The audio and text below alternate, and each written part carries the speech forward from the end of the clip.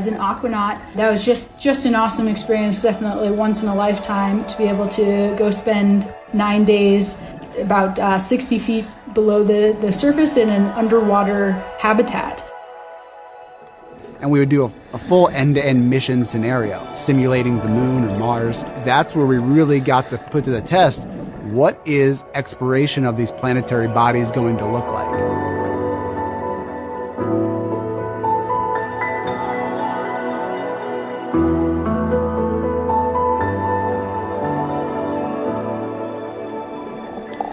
So when we have these, what we call aquanauts, living in this underwater habitat, we can simulate some of the conditions that the astronauts will experience. And we're actually able to have these aquanauts conduct EVAs, or extravehicular activities, simply put, spacewalks, outside of this habitat. So really being able to see that process from multiple different angles, I think will be really beneficial as we start to nail down exactly what that's going to look like for Artemis. Artemis is taking humans for the first time to the moon's South Pole region. This area of the moon features some of the coldest temperatures in the solar system. Artemis astronauts will look for signs of frozen water and gather clues about the young solar system, when the planets and moons were just forming. Flash forward to astronauts exploring the lunar surface with the Artemis program. They're going to be doing exploration. They're going to be visiting a site on the moon that no human being has ever visited before. And they're going to be taking pictures and describing rocks that they see, collecting samples, deploying instruments. And we want to, have them experience all of these things here on Earth, of course, before they fly to the moon. NASA has been training astronauts in geology and geoscience for decades. These scientific fields help us understand the evolution of the physical and chemical makeup of planets and moons. From their deep interiors to their surfaces and atmospheres. Apollo astronauts had hundreds of hours of training in geology, or the equivalent of a master's degree, and Artemis astronauts will too. NASA's astronaut corps includes geologists, like astronaut Jessica Watkins. Yes, so my job title is now astronaut, NASA astronaut. We all come into the astronaut office with, a whole career in the rearview mirror in a lot of senses. For me, the way that I ended up kind of sitting in this seat was by keeping it in the back of my mind. So I became interested in Mars at a pretty young age, actually. I'm not sure, somewhere around 5th grade. So this was at a defining time for my life. But I remember for some school project, making a book about Marty the Martian. That love kind of carried through in college when I found geology, because I learned that there's this thing called planetary geology, and the idea of being able to study the surface of another planet was just the coolest thing to me as somebody who loved Mars. Geology training on our home planet covers just one aspect of what it would be like to scientifically explore the moon. Lower gravity, extreme temperatures, and a bulky spacesuit make operating tools and collecting rocks a great challenge. NASA scientists and engineers work hard to design and build custom tools that will work well in the extreme environment of the moon's South Polar region.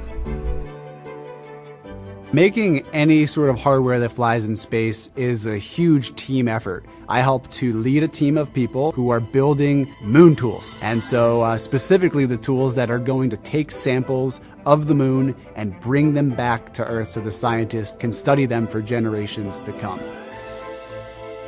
At Johnson Space Center, we have what's called the Rock Yard, which is essentially kind of a large open space where we've imported rocks, basically a human-sized sandbox. It's great. At the Rock Yard, we get astronauts to come out to be test subjects, but we also get engineers and scientists and operators to be test subjects as well, so that we can fully understand what it's like to be in that crew perspective. So understanding, what our priorities are, what types of rocks we're interested in and why, but also to start using the tools that we'll be using to collect those samples. Let's just start with the most simple tool, the geology hammer. You all know what a hammer looks like, but in the South Pole, it's going to be really cold there. And so we need to make sure that we're using a material that doesn't break at very cold temperatures. So we create a test plan that includes putting it through environmental testing. So putting the tools in very hot conditions and very cold conditions and making sure they work. We can't just go to the hardware store and buy a hammer. We have to go make a special one. And then we have testing like ergonomic testing to make sure that it actually works with the astronauts and that it fits their gloved hand when they're in the spacesuit. It's not too exhausting for them. There's all of these little different nuances of being in the spacesuit that are hard to fully appreciate unless you get in there. As anyone who's worn a spacesuit will tell you, it feels like wearing a balloon that's constantly pushing down on you. Spacesuits have to meet many demands. They must be sturdy enough to keep astronauts safe in the low gravity and high radiation environment of the moon, but they also have to be nimble enough to allow astronauts to squeeze, poke, and pound their tools. It's tough to describe, honestly. It's large, it's about 300 pounds, I think. You're kind of operating your own personal spacecraft in a lot of ways. The intent is for you to be able to manipulate your arms and legs in a way that you would on the ground. So we have a large pool here at the NBL, the Neutral Buoyancy Laboratory here on site. In the corner, we now have a moon area. So we've imported sand and rocks down there, and we've started to do runs trying to approximate 1/6 gravity. It's kind of a lot of moving pieces, but it's really fun. It's one of the coolest things we get to do. And I'll tell you what, some of my most favorite, moments at NASA have been when I see these engineers start to get excited about the science that we're doing and start to, learn some of the geology terminology, because that really is what creates an effective team. And so hearing, tools engineer Adam Naids start to say, wow, this looks like a basalt that has lots of vesicles with olivine phenocryst in it, just make me incredibly excited, because it means that, we're learning to speak each other's languages.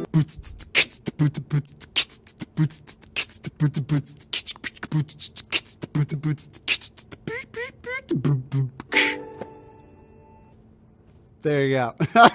I just like to do weird and unique things. So I've always found those, those odd hobbies like learning to juggle or learning to beatbox or do improv. I was watching TV and I saw the TV show American Ninja Warrior, and I was just like, I want to do that. And so I started to train to be a ninja warrior. That's how I decided that I should be called the Space Ninja. And so I would just share my interest of space. I got selected and got to go out there and compete.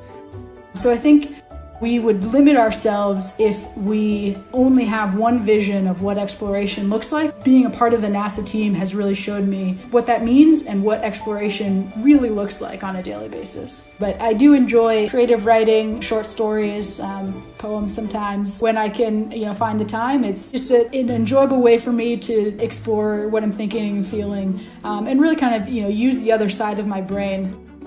Now, whenever I take a step back to think about what I do, it is surreal, and it's thrilling, and realize that I have a leadership role in this too, and I get to influence what we're gonna do on the moon. For me, I think why it is so important for us as humans to explore is that exploration kind of forces us to push ourselves to the limits of our capacities.